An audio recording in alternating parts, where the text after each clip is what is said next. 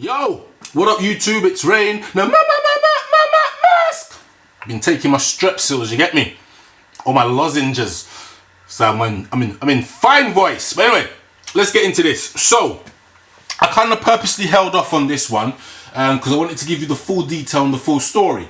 Now, this video might stop and start a bit. It's just because I need to show you pictures and just to illustrate what happened and all that kind of stuff. Unfortunately, there isn't a video of the experience. But anyway, so the 26th of January, February, March, 26th of March was Air Max Day. Air Max Day for Nike or Nike. I call it Nike because when I grew up in the UK, I called it Nike. My friends called it Nike. Only of recent, they call it Nike. Well, not recent, or not, well, you know what I mean. But anyway, shut up. Anyway, so Air Max Day. So the first Air Max Day 3 years ago was the Air Max 1 with the luminous yellow sole. Boom, skeng. Then Air Max Day 2, I can't even remember. Hold on, let me just get the picture.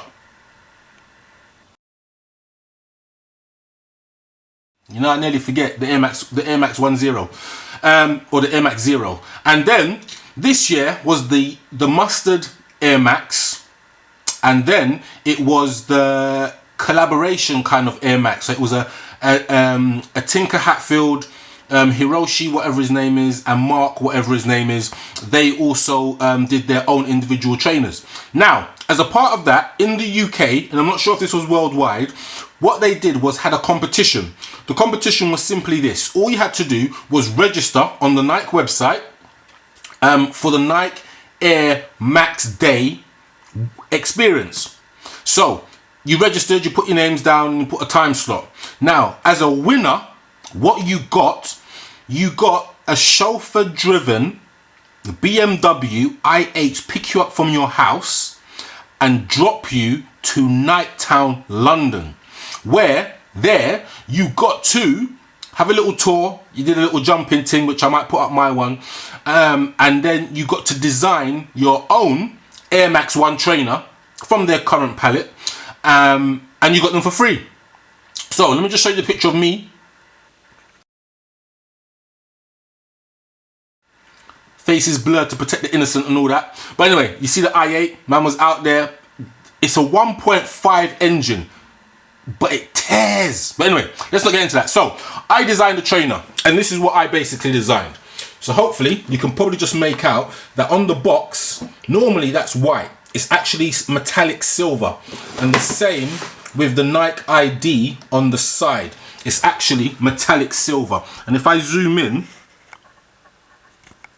maybe you can see, no, you can't see that, but anyway, take my word for it. Anyway, so what's inside the box? So I opted for the Air Max 1.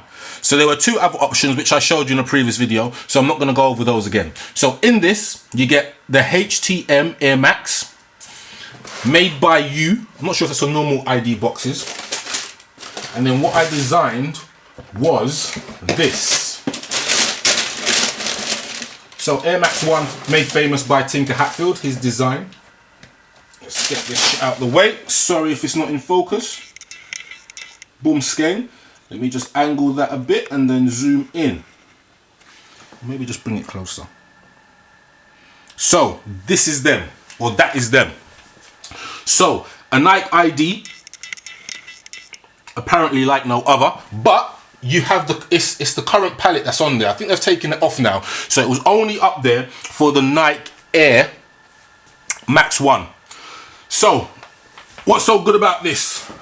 First and foremost, I'd like to say the shape on it, or these, are awesome. You can probably just make out, it's not, the toe box is, okay, it's not as it would be on like OG Air Max 1s, but it does have definition to it. If I just hold it up like that, you can just probably see a bit better. You get me? Anyway, I opted for the Hyperfuse version. You can see Hyperfuse, blah, blah, blah, blah, blah, blah, blah.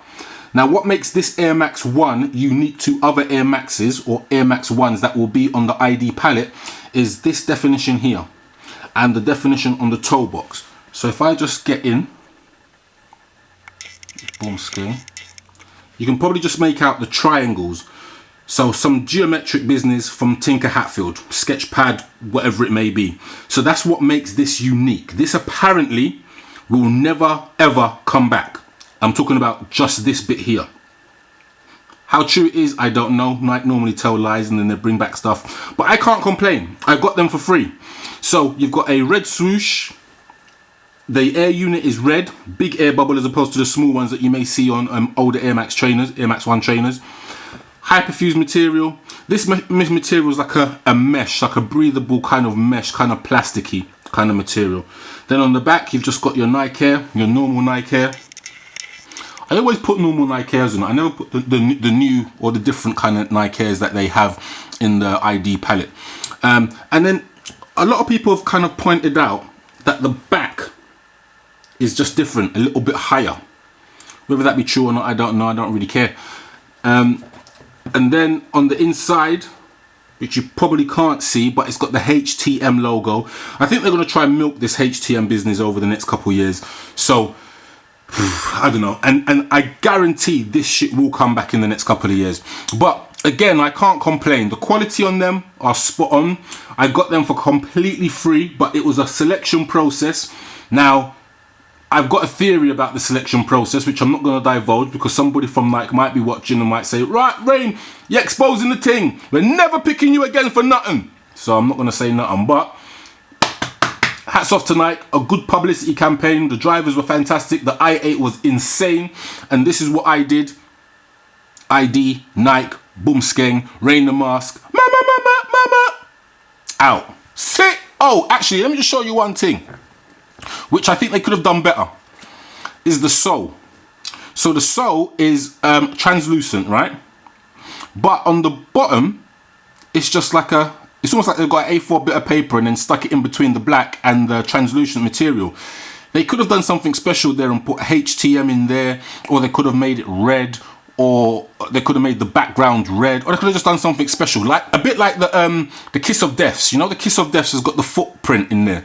They could have done something like that. So Nike, if you're watching,